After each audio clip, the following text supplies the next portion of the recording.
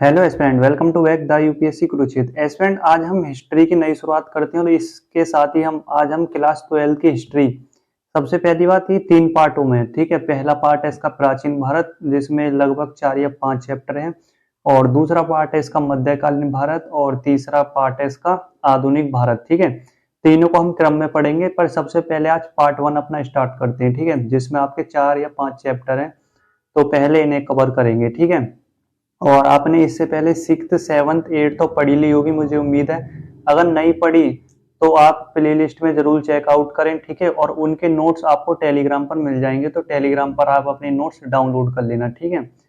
तो इस चैप्टर में देख सकते हो, चैप्टर तो काफी बड़ा है, बट हमने क्या करा है, कुछ स्लाइड्स जैसे इम्पोर्टेंट कर ली गई है, ठीक है। तो इसमें हमें वही चीज ध्यान रखना है, ठीक है। सारा का सारा चैप्टर बिल्कुल नहीं पढ़ना और नहीं इसके नोट्स बनाने, ठीक है। पढ़ तो एक बार लेंगे, बट सारे चैप्टर के नोट्स नहीं बनाने, ठीक है। जो अपने काम की चीज है वो निकाल ली गई है इस चैप्टर से, ठीक है। और सबसे बड़ी बात आज ये भी होगी कि आपको खुद नोट्स बनाने आज सिखाए जाएंगे, ठीक है। आप स्वयं से खुद आज नोट्स बना सकते हो, ठीक है।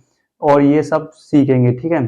नाम है आपका पहला, ईंट, मकान तथा अस्थियां, ठीक है। तो ये हड़प्पा सभ्यता की बात हो रही है, ठीक है। चैप्टर 1 में सबसे पहले इसमें हड़प्पा सभ्यता के बारे में आपको देखना है, ठीक है। तो इसमें जो ये ली गई है, बस यही चीज पे हमें ध्यान देना है, ठीक है। हर जगह ज्यादा ध्यान नहीं देना, ठीक है।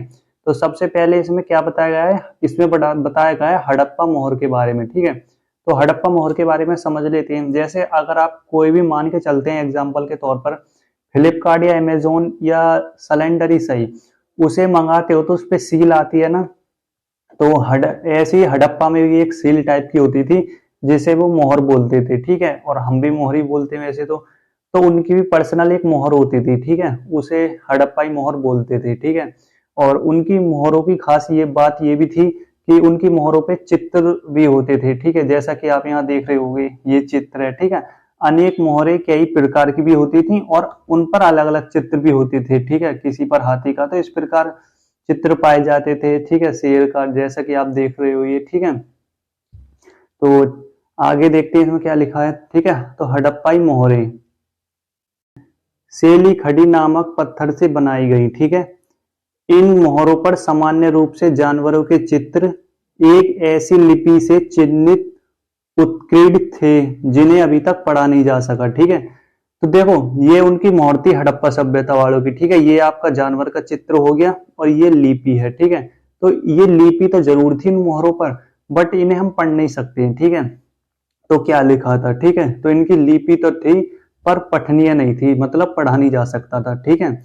तो ये चीज इसमें दी गई है पैराग्राफ में, ठीक है। तो ये हमारे काम की थी। अब आप नोट्स कैसे बनाओगे, जो भी आपकी रफ कॉपी है, जो भी फेयर है, जिस पे भी आप अपने नोट्स बनाते हो हिस्ट्री के, अब तक आपने 6th 7th बनाई होंगी नोट, तो सबसे पहले आपको टाइटल डालना है हड़प्पा मोहर, ठीक है। हड़प्पा मोहर के आगे डैश लगा के फिर आपको लिखना है सेडी नामक पत्थर से बनाई जाती थी, ठीक है। और मोहरों पर जानवरों के चित्र उत्कीर्ण थे, ठीक है। और लिपि उनकी अभी तक पढ़ी नहीं जा सकी, ठीक है। अगर आपको अपने नोट्स बनाने हैं, ठीक है, तो समझ गए होंगे आप कैसे आपको नोट्स बनाने, ठीक है। तो इसमें हमारे यही काम का था, अब कुछ नहीं है इसमें और काम का। अब आगे चलते हैं, ठीक है। अब पहले थोड़ा आप क्या करना है, अब हम इसे देख लेते हैं मैप को, ठीक है। सिंधु घाटी सभ्यता कहाँ कहाँ तक थी, ठीक है। तो सबसे पहले अगर देखा जाए तो दिशाओं का तो ज्ञान आपको है, ठीक है। ये है उत्तर, ये दक्षिण, ये पश्चिम और ये पूरब, ठीक है। इसका तो आपको ज्ञान है भले ही बात ही। अब देखते हैं जो सबसे आपका उत्तरी बिंदु था, उत्तरी बिंदु कौन सा था, वो था मांडा, ठीक है। और दक्षिणी बिंदु इसमें क्या है, रंगपुर, ठीक है। और आपका पश्चिम में जाएंगे तो ये है सुत का गोंडोर, ठीक है। और अगर हम पूरब में जाएंगे तो इसमें है ये राखीगढ़ी, ठीक है। तो इन चीजों को आप अपने उसमें नोट करेंगे, नोट्स पॉइंट में डायग्राम बना के, ठीक है। तो ये सब आप कर लेंगे, मुझे पूरी उम्मीद है, ठीक है। और फिर आपको इसके कुछ प्रमुख स्थल भी याद रखने हैं, ठीक है। और हालांकि हम कुछ दिन में RS शर्मा की महामैराथन क्लास भी लाएंगे, जिसमें ये कंप्लीट कवर की जाएगी। उससे भारत सिंधु घाटी सभ्यता से कुछ नहीं आएगा, ठीक है। वही सब कंप्लीट होगी, ठीक है। और एक बात और, ये जो प्राचीन भारत होता है ना, ये हमारे मेंस में नहीं आता। आप मेंस का सिलेबस पढ़ के देखना, केवल प्री में आता है, ठीक है। तो इस चीजों का जरूर ध्यान रखना है। और किताब ज्यादा से ज्यादा नहीं पढ़नी है, कम से कम अपनी किताब पढ़नी है, ठीक है। तो आप देख सकते हो यहाँ कुछ इंपोर्टेंट शहर भी हैं, जैसे मोहनजोदड़ो, ठीक है, सिंधु, ठीक। और ये इनकी आपको नदी थोड़ी याद रख लेनी है, ठीक है। रावी नदी, जो हड़प्पा था वो कहाँ था, रावी नदी, ठीक है, ये चीज आपको याद रखनी है। कालीबंगा, बनावली, राखीगढ़ी, तो इन्हें आप मैप से बना लेना, ठीक है। तो चलो अब यहाँ से आपको ये नोट करना है, ठीक है। फिर आपको टाइटल डालना है हड़प्पा सभ्यता, ठीक है। तो फिर उसमें आपको क्या नोट करना है, उसमें आपको नोट करना है हड़प्पा स्थलों से अनाज के दाने, ठीक है। हड़प्पा स्थलों से क्या क्या मिले, तो हड़प्पा स्थलों से अनाज मिले, अनाज के दाने में गेहूं, जौ, दाल, सफेद चना, ठीक है, तिल, ये शामिल थे, ठीक है। बाजरे के दाने गुजरात के स्थल से प्राप्त हुए, ठीक है। और चावल के दाने अपेक्षाकृत कम पाए गए, मतलब चावल के दाने यहाँ कम पाए गए थे, ठीक है। तो गेहूं, जौ, दाल, सफेद चना, तिल, ये मुख्य यहाँ पाए गए, ठीक है। आगे देखते हैं हड़प्पा स्थलों से मिली जानवरों की हड्डियां, ठीक है। तो मवेशी में कौन, भेड़, बकरी, भैंस, सूगर, ठीक है, हड्डियां ये मिली हैं, ठीक है। आगे देखना है, फिर आपको नोट्स भी अपने इसी प्रकार बनाने हैं, ठीक है। जंगली प्रजातियां जैसे सूगर, हिरण तथा गड़ियाल हड्डियां भी मिली हैं, ठीक है। अब जब हड्डियां मिली हैं तो ये तो कंफर्म है कि ये जानवर उस समय रहे होंगे, ठीक है, तभी तो हड्डियां उनकी मिली हैं। तो थोड़ा ऐसे लॉजिकली पढ़ना चाहिए हमें, ठीक है। फिर इनकी थोड़ा कृषि प्रौद्योगिकी बारे में जान लेते हैं, ठीक है। तो अब इसमें आगे देखना है आपको, मोहरों पर वृषभ के भी जानकारी मिलती है, ठीक है। वृषभ मतलब बैल, ठीक है, तो उसकी भी जानकारी मिलती है, ठीक है। अब इसमें एक लॉजिक सवाल आता है, जब बैल की जानकारी मिलती है तो उस समय गाय का भी लगभग कहीं ना कहीं ज्ञान था, ठीक है। और फिर कुछ इसमें पॉइंट दिए गए, बनावली हरियाणा, ठीक है, मिट्टी के हल की प्रतिरूप मिले, ठीक है। तो वास्तविक हल तो नहीं मिले बट उनके प्रतिरूप मिले, तो इसका मतलब खेती ठीक ठाक होती थी और हल से खेती होती थी, ठीक है। ओके। और जैसा कि आपने सिक्स्थ में भी पढ़ा होगा, जो आपका कैसे कैसे खेती में वृद्धि होती है, जैसे कि सिंधु घाटी सभ्यता में जो हल मिलते हैं वो लकड़ी के थे, ठीक है, उनके जो फाल होते थे वो लकड़ी के थे। और जब आप वैदिक सभ्यता में आ जाते हो तो लकड़ी के जो फॉल होते हैं वो लोहे के बनने लग जाते हैं, और जब लोहे के बनने लग जाते हैं तो कृषि और अच्छी होने लगती है, ठीक है। जब कृषि अच्छी होती है तो आसपास के क्षेत्र में वृद्धि होती है, ठीक है। तो ये पॉइंट जरूर थे, ठीक है।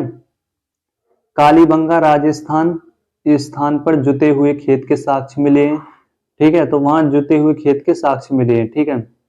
और हल रेखा से दो समूह एक दूसरे को समकोण पर काटते हैं, ठीक है। तो मतलब एक दूसरे को समकोण पर कैसे काटते हैं, जैसे कि यहाँ भी, ठीक है, और इस प्रकार की, तो इस प्रकार हल से काटे गए खेतों के साक्ष्य मिले हैं, ठीक है। दो अलग अलग फसल उगाई जाती थी, ठीक है। तो इससे ये पता चल जाता है हाँ कि दो अलग अलग फसलें उपजाई जाती होंगी उस समय, ठीक है। आगे बढ़ते हैं। अधिकांश हड़प्पा स्थल अर्ध सूक्ष्म में स्थित था, ठीक है, मतलब जहां थोड़ी पानी की कमी हो, ठीक है, तो वहां कृषि के लिए तो आवश्यकता पड़ेगी पानी के लिए, ठीक है। तो यहाँ लिखा हुआ है अफगानिस्तान में सूतुगई नामक हड़प्पा स्थल से नहरों के कुछ अवशेष मिल रहे हैं, ठीक है, परंतु पंजाब और सिंध में नहीं, ठीक है, ठीक है। और कुएं से भी पानी प्राप्त किया जाता था, ठीक है। तो नोट्स आपको इस प्रकार बनाने हैं, ठीक है। अब इस बात के बारे में सोचो, ठीक है, जो हड़प्पा के स्थल थे ना, वहां कुछ मतलब ऐसे भी क्षेत्र थे जहां पानी की जरूरत पड़ती होगी, ठीक है। तो वहां पानी के साथ साक्ष्य अफगानिस्तान में सोतुगुई नामक हड़प्पा स्थल नहर से मिले हैं, ठीक है। बट ध्यान रखना पंजाब और सिंध में नहीं, ठीक है, पंजाब और सिंध में नहीं मिले, तो यूपीएससी यहीं से बिल्कुल फंसा सकता है, ठीक है। तो जो सूतुगई नामक हड़प्पा स्थल से नहरों के साक्ष्य कहाँ से मिले हैं, अफगानिस्तान से, ठीक है। और कुछ सोचेंगे कि पंजाब सिंध से मिले हैं, तो ये गलत हो सकता है, तो इस प्रकार आपको ध्यान रखना है, ठीक है। आगे बढ़ते हैं अब, क्योंकि सिंचाई की जा सकती है, ठीक है।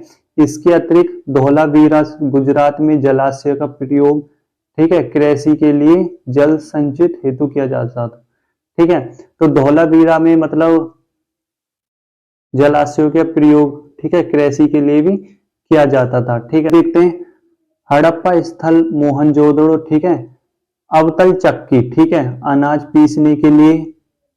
चक्कियां स्थूलतः कठोर कंकरीले मैग्नीज अथवा बलुआ पत्थर से निर्मित थी। ठीक है, तो इनके पास खुद की चाकियां भी होती थी। ठीक है, जो आपने अपने दादा दादी के जमाने में देखी होंगी, तो वो उससे ये अपने काम करते थे और अनाज बना वगैरह पीसते थे। ठीक है, उनसे ये ओके।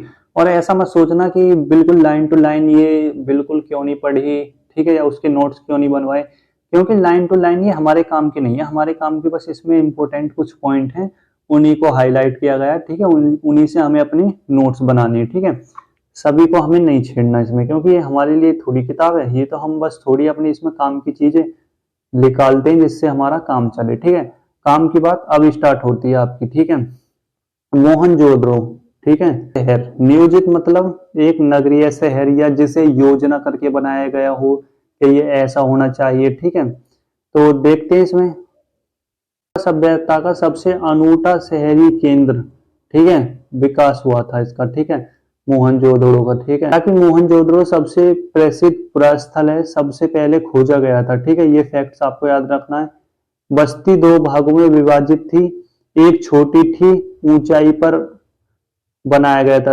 ठीक है, दूसरी कहीं अधिक बड़ी थी लेकिन निचाई पर बनाया गया था। ठीक है, अभी इसे समझते हैं थोड़ा मैप के जरिए से, और इसे वैसे भी समझेंगे। ठीक है, ये आपका सिंधु घाटी सभ्यता है। ठीक है, मान के चलते हैं। ठीक है, तो इसमें क्या गया था, इनकी बस्तियों को दो जगह बांटा गया था। ठीक है, बट कहीं कहीं जगह तीन जगह भी बटी हुई थी, तो उसे भी देख लेंगे। दो जगह क्या था, ये आपका था ऊंचाई वाला क्षेत्र। ठीक है, ऊंचाई वाला क्षेत्र, और ये था आपका निचला क्षेत्र। ये सिक्स क्लास की में आपने और डीप में मतलब ठीक ठाक पढ़ा होगा।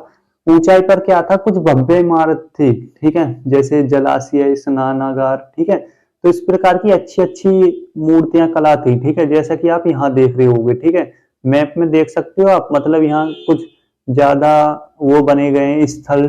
ठीक है, और यहाँ आपके बस्ती में कुछ रहने के साक्ष्य हैं। ठीक है, छोटे छोटे छोटी छोटी बस्तियां हैं। ठीक है, बट यहाँ कुछ ज्यादा है। ठीक है, तो और जो आपका ये निचला क्षेत्र था ना, यहाँ आपकी बस्तियां बनाई गई थी। ठीक है, घर मकान रहने के लिए, अपने जलाशय भी थे अपनी काम काज के लिए, बट यहाँ कुछ भव्य इमारतें थी। ठीक है, इस क्षेत्र में भव्य इमारतें थी। ठीक है, और कह सकते हैं तो यहाँ जो भी इनके राजा रहे होंगे, हालांकि ये नगरी सभ्यता थी। ठीक है, तो आप देख सकते हो भारत में मतलब कुछ देखा जाए तो हिस्ट्रिकल में, जैसे कि सबसे पहले जो सभ्यता हुई वो नगर की हुई थी। ठीक है, और जब इसके आप बात पढ़ोगे आप वैदिक सभ्यता, तो उसमें गांव में बस जाते हैं लोग। ठीक है, तो इस प्रकार मतलब कुछ देखा तो अंतर जाता है नहीं, सबसे पहले होना चाहिए गांव, फिर गांव से शहर। ठीक है, तो हड़प्पा सभ्यता बिल्कुल शहरीकरण थी। ठीक है, अब इसके समझते हैं मतलब घर मकान थोड़े कैसे थे। ठीक है, तो जब उससे पहले आप और देख लेते हैं इसमें कुछ। और निचला शहर भी दीवारों से घिरा गया था, इसके अतिरिक्त कई भवन और चबूतरों पर बना था। ठीक है, ठीक है, तो इसमें वही बताया गया, मतलब दुर्ग था और एक निचला इलाका था। ठीक है, तो वहां मतलब बाउंड्री भी की गई थी जो ये एक दूसरे से अलग हो। ठीक है, तो चलो, और यहाँ एक पॉइंट दिया गया है, तो ऐसे पॉइंटों को आपको जरूर ध्यान रखना, जैसे कि भारतीय पुरातात्विक साक्ष्यों ने पहले जनरल अलेक्जेंडर कनिंघम, ठीक है, भारतीय पुरातत्व का जनक कहा जाता है। ठीक है, इस चीज को आपको ध्यान रखना है। ओके,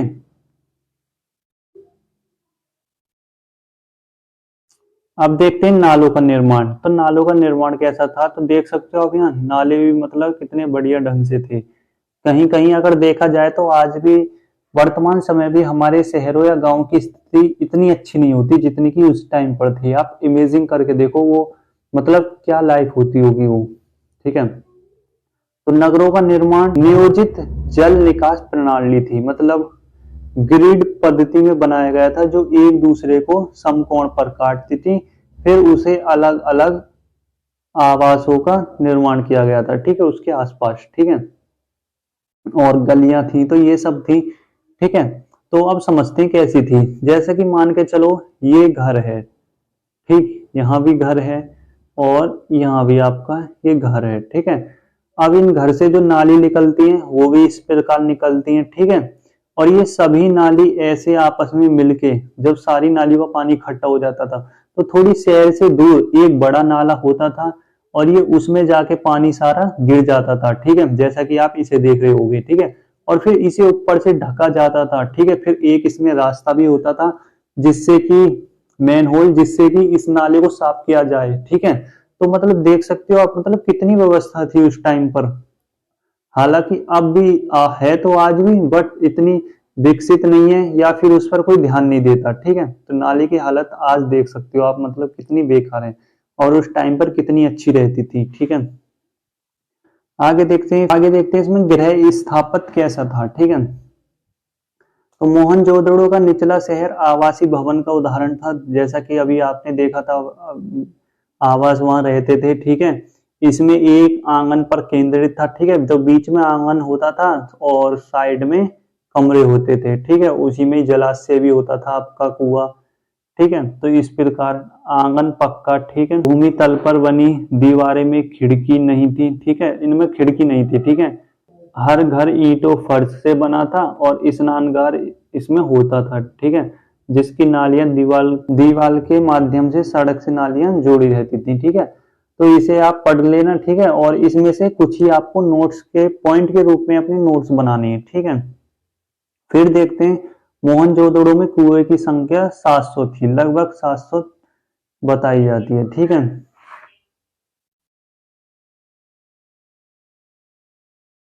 फिर आगे मूव करते हैं।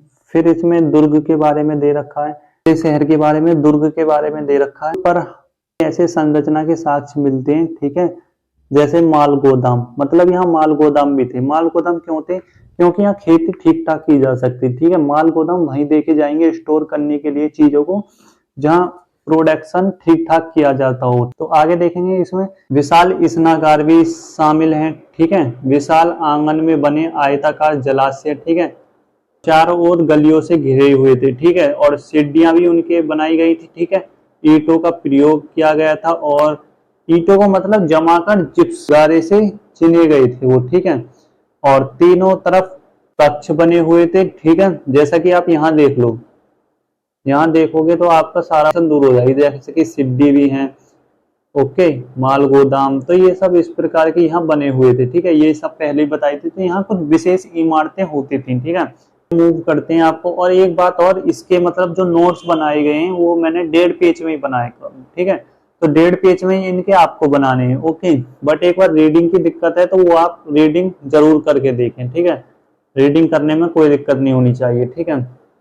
फिर इसमें देखते हैं क्या सिंधु घाटी सभ्यता में भी मतलब ये था कि कुछ ऊंचे लोग या नीचे लोग इस प्रकार का था। तो हाँ, इसमें भी कुछ देखा जा सकता है, ठीक है। तो इसमें देखते हैं जैसे कि समाधान, यानी कि जो सब उसमें दफनाए जाते थे उसमें कुछ चीजें ऐसी मिली हैं कि जो मतलब अमीर लोग रहे होंगे उनकी उनकी कब्र से ज्यादा अच्छी अच्छी चीजें प्राप्त की गई हैं, ठीक है। बट जो थोड़े गरीब लोग हुए होंगे उनकी कब्र से कुछ ज्यादा अच्छी प्राप्त नहीं हुई है, ठीक है। तो इसमें वही बताया गया है कि लोगों के बीच सामाजिक आर्थिक भिन्नताएं थी, ठीक है। हड़प्पा स्थल से मिली शवों में आमतौर पर मृतकों को गतों में दफनाया जाता था, यानी कि गड्ढे में। और इसका साक्ष्य कहाँ मिला है, आपको याद हो तो आपको इसका सब उसे कमेंट करके बताना। आपने 6th की तो पढ़ी होगी, ठीक है, उसमें वो था, ठीक है। और आगे देखते हैं इसमें, ठीक। तो समाधान ग्रत की बनावट एक दूसरे से भिन्न थी, ठीक है। ग्रत का सतह पर ईंटों की चिनाई की गई थी, ठीक है। और कुछ कुछ कब्रों में मृत वाहन तथा आभूषण मिले हैं, ठीक है। और इसमें आगे एक पॉइंट आपको ध्यान रखना है, हड़प्पा सभ्यता के निवासियों का मृतक के साथ मूल्य वस्तु दफनाने में विश्वास नहीं था। मतलब इनका मूल्य जो वस्तुएं होती थी तो उसे नहीं दफनाते थे, ठीक है। छोटी मोटी चीज दफना दिया करते थे, ठीक है। तो इस चीज का आपको ध्यान रखना है, यूपीएससी ऐसा भी पूछ सकता है। क्या है सिंधु घाटी सभ्यता के लोग अपनी मूल्यवान वस्तुओं को उन ग्रंथों में दफनाते थे लोगों के साथ, तो नहीं, ठीक है। इस चीज का आपको ध्यान रखना है, ठीक है। और एक प्रश्न भी और आता है, क्या हड़प्पा सभ्यता के लोगों को लोहे का ज्ञान था? तो लोहे का ज्ञान अभी तक नहीं था, ठीक है। वो थोड़े, जब आप वैदिक सभ्यता पढ़ोगे तो जब देखोगे कि लोगों को लोहे का ज्ञान हो गया था, ठीक है। आगे देखते हैं शिल्प। कुछ शिल्प में क्षेत्र भी बताए गए हैं, ठीक है, जैसे चुहंदुड़, ठीक है। तो ये मतलब मन के आदि कारखाना था, ये बहुत बढ़िया था, ठीक है। जैसे कि शिल्प उत्पादन में, ठीक है, मन के बनाना, शंख, कटाई, धातु क्रम, मोहर लगाना, ठीक है, बात बनाना, ठीक है। तो इस प्रकार के लिए ये यहाँ शहर था, ठीक है। और मनकों के निर्माण के लिए पदार्थ भी कौन कौन से होते थे जिनसे मन के बनाए जाते थे, ठीक है। तो इन्हें आप मतलब अपने शॉर्ट पॉइंट में नोट कर लेना, ठीक है। पूरा यहाँ से थ्योरिकल बिल्कुल नहीं उतारना है, अपनी काम काम की चीज, ठीक है। मनकों के निर्माण में प्रयुक्त पदार्थ उल्लेखनीय, जैसे कार्नियल्स, सुंदर लाल रंग का, ठीक है। तो ये आपको अपने नोट्सों में नोट डाउन कर लेना है, इनमें से कुछ कुछ पॉइंट निकाल करके, ठीक है। तो यहाँ आपके शहरों के बारे में बताया गया है, सेली खड़ी से वो बनाते थे मोहरे, ठीक है, और लोथल वगैरह ये बताया गया है। खास इस पेज पर आपका कुछ इम्पोर्टेंट ऐसा है नहीं, तो आगे आगे चलते हैं हम अपने।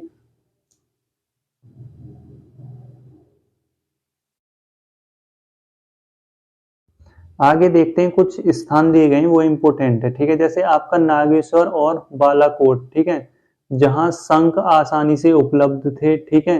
और कुछ अन्य पुरास्थल सुदूर अफगानिस्तान में सूतू घई, ठीक है, जो अत्यंत कीमती माने जाते थे। नीले रंग के पत्थर लाजवन मणि अच्छे थे, ठीक है। और लोथल कॉर्नियल, ठीक है, गुजरात में भड़ोच, ठीक है। सेलीखड दक्षिण राजस्थान तथा उत्तरी गुजरात से, धातु राजस्थान से ये सब चीज लाते थे। कच्चा माल प्राप्त करने के लिए अन्य नीति तथा राजस्थान, ठीक है। बेतदी टामों के लिए दक्षिण भारत सोना, ठीक है। तो इन्हें आप अपना मैप के जरिए ने बना लेना, ठीक है। जैसे कि यहाँ उस जगह का नाम लिखना और इसके आगे जो जहां से ये लाते थे उस चीज का नाम, ठीक है। जैसे सोना कर्नाटक से, तो इस प्रकार आपको ये नोट करना है, ठीक है। आगे बढ़ते हैं हम। आगे आपको इसके बारे में बताया गया है, वैसे ये इंपॉर्टेंट तो नहीं था। एक इनका ये पात्र होता था जिसमें ये अपनी जो इनकी तरल वस्तुएं होती थी ना, तो उसमें ये रोकते थे या भरते थे, ठीक है। तो इतना इंपॉर्टेंट है नहीं, बट एक बार इसको पढ़ लेना है, ठीक है। और आगे इतना कुछ है नहीं इसमें, ठीक है। तो अब इसमें बाट के बारे में देखते हैं। तो जो बाट थे ना, तो बाट चट नामक पत्थर से बनाए जाते थे, तो ये आपको जरूर ध्यान रखना है। बाट किससे बनाए जाते थे? तो बाट चट नामक पत्थर से बनाए जाते थे, ठीक है। इन बाटों के निचले मंडल द्विधारी थे, जैसे 1 2 4 8 16 32, ठीक है। तो इन संख्याओं में ये नापा करते थे या इन मात्राओं में ये इन्हें नापते थे, ठीक है। तो अब आता है इसमें इंपॉर्टेंट पॉइंट के इस सभ्यता का अंत कैसे हुआ। तो अंत आपको ज्यादा ध्यान नहीं रखना, बस आपको नोट कर लेना है। कुछ लोग कहते थे कि ये बाढ़ आई हुई होगी, क्योंकि नदियों के कारण नदियों के पास ये सभ्यता बसी हुई थी, ठीक है। तो इसलिए कुछ लोग कहते थे ये नदियों के कारण यहाँ बाढ़ आ गई थी, इसलिए ये इलाके सब उजड़ गए, ठीक है। कुछ लोग कहते थे कि बाहरी लोगों ने आक्रमण कर दिया तो यहाँ से लोग जाने लगे। कुछ लोग कहते थे यही लोग मगध की ओर आ गए और यहाँ रहकर अपना गुजर बसर करने लगे, ठीक है। तो बहुत मतभेद रहे हैं, और हालांकि जलवायु परिवर्तन भी माना जाता है, इस कारण ये आपकी सभ्यता लुप्त हो गई, ठीक है। तो ये आपको बस ऐसे ही आपको अपने नोट्स में ये पेन डाउन कर लेना है, ठीक है। तो हालांकि इतने इजी तो टॉपिक नहीं यूपीएससी कभी पूछता है सरल से, तो ठीक है। तो ये आपको कर लेना है, इस चीज का आपका कोई लेना देना नहीं है, ये हमारे काम के तो है ही नहीं है। इम्पोर्टेंट यूपी, जब हम एनसीईआरटी पढ़ते हैं ना यूपीएससी के लिए, यही होता है, आपको पढ़ना होना चाहिए हमारे लिए क्या इंपॉर्टेंट है क्या नहीं, ठीक है। जैसा कि आपको बस इसमें यही इंपॉर्टेंट था। इधर बताया गया है एक मूर्ति है, इसे कहा जाता है हड़प्पा सभ्यता की मातृ देवी की मूर्ति है, ठीक है। इसलिए सभ्यता को लोग मात्र सत्तात्मक सभ्यता बोलते हैं, ठीक है। और एक जगह पर पाई जाती है आपकी शिव की मूर्ति, ठीक है। तो देख सकते हो अब ये जो मूर्ति पाई गई है पशुपतिनाथ की मूर्ति बोलते हैं, तो ये ऐसी पाई गई है जैसे हमारे भगवान शिव हुए, ठीक है, उनकी मूर्ति पाई जाती है, ठीक है। तो शिव की मोहर यहाँ देखने को मिलती है, ठीक है। रुद्र नामक इस पर एक देवता का उल्लेख है, ठीक है। तो इस चीज को हो सकता है पितात्मक भी थी या माताओं पर आधारित थी, ठीक है। तो इस चीज में कंफ्यूजन हो सकती है, ठीक है। और वैसे तो इसको कहते हैं कि ये माता सतात्मक ही सभ्यता थी, मतलब यहाँ के लोग माताओं को ज्यादा पूजा करते थे, ठीक है। ठीक है, और ये आपको थोड़े ये उसके चिन्ह बताए गए हैं, ठीक है। जैसा कि आप देख सकते हो ये दोनों बैल हैं और ये मतलब इसको गाड़ी है जो भी धो रही है, ठीक है। तो इस प्रकार थोड़ा हम अंदाजा लगा सकते हैं कि हाँ पहिए का तो आविष्कार हो गया था, ठीक है। जब तो इन्होंने ये यंत्र बना दिया, ठीक है। तो पहिए का आविष्कार इस समय तक हो गया था, ठीक है। तो इस प्रकार हम इन्हें पता लगा सकते हैं, ठीक है। इसमें कुछ अवधियां दी गई हैं तो इन्हें आपको ध्यान देना है और इन्हें पढ़ लेना, ठीक है। इसके साथ ही आपका चैप्टर समाप्त हुआ, ठीक है। और जब आपकी ये सारी एनसीईआरटी कंप्लीट हो जाएंगी ना, तो टेलीग्राम पर आपको इनके नोट्स मिल जाएंगे। नोट्स आपको ऐसे बनाने 1 या 1.5 पेज में सारा चैप्टर आ जाए, भले ये चैप्टर आपका 27 पेजों का है, ठीक है। और अभी आपने देखा चीजें वही हाईलाइट की गई हैं जो जरूरी हैं, वहीं से आपको अपने पॉइंट उठाने हैं, ठीक है। पूरे थ्योरिकल बिल्कुल नहीं बनाना है। तो इसी प्रकार आपके सभी चैप्टर आते रहेंगे। तो आज के लिए इतना ही। Thank you for watching.